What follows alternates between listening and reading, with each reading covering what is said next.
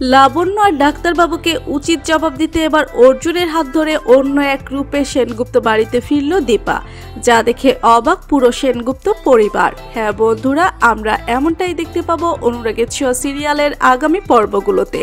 বিস্তারিত জানতে চ্যানেলটি সাবস্ক্রাইব করে ভিডিওটি শেষ পর্যন্ত দেখতে থাকুন। সূর্য আর লাবণ্য সেন রত্নাদেবীর বাড়িতে যায় শুধুমাত্র সোনা ও রূপাকে ফিরিয়ে আনার জন্য। সূর্য আর লাবণ্য সেনের মুখে এমন কথা শুনে তো পুরোই অবাক হয়ে যায় দীপা। কথাগুলো দীপার আত্মসম্মানে লাগে বেশ।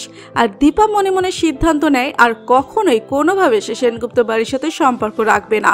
সূর্য সেনগুপ্তের দেওয়া সবকিছুর চিহ্ন সে এবার নিজের জীবন থেকে মুছে ফেলবে।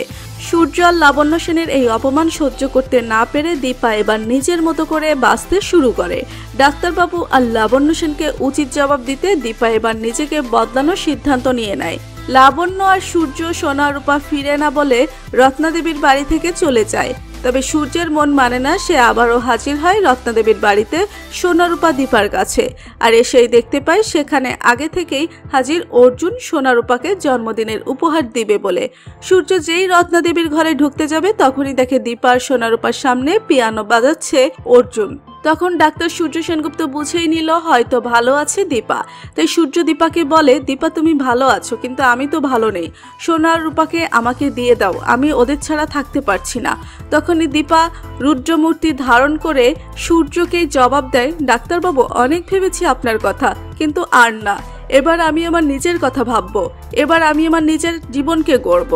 আর সোনা রূপা তারা তো আমার মেয়ে, আমার কাছেই বড় হবে, আপনি মিশকেও তার ছেলেকে নিয়েই ভালো থাকবেন। এদিকে সূর্য যে উতলা হয়ে আবারও ফিরে এসেছে দীপার কাছে তা আন্দাজ করতে পেরেছে লাবণ্য সেন, তাই সেও ছুটে আসে রত্নাদেবীর বাড়িতে দীপার কাছে। তবে দীপা প্রচণ্ড ক্ষেপে যায় সূর্য লাবণ্য সেনের উপর। তখন সূর্য দীপাকে বলে, দীপা তুমি বোধহয় ভুলে যাচ্ছ তুমি এখন আমার স্ত্রী, তুমি আমাদের স্বামী স্ত্রীর সম্পর্ক অস্বীকার করতে পারো না। তখন দীপা সূর্যকে কঠিন জবাব দিয়ে বলে, আপনি বোধহয় ভুলে যাচ্ছেন ডাক্তার সূর্য সেনগুপ্ত, আমাদের ডিভোর্স হয়ে গিয়েছে, আপনি নিজের হাতে ডিভোর্স পেপারে সই করেছেন, এবার রইল আপনার দেওয়া চিহ্নগুলো, সেগুলো আমি আর রাখবো না।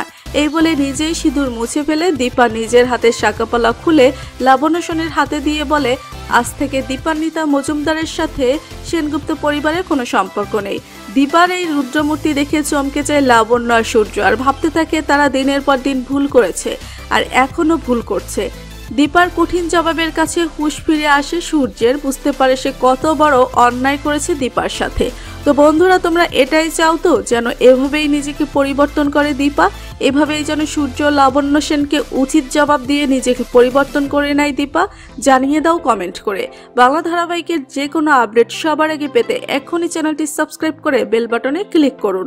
ধন্যবাদ।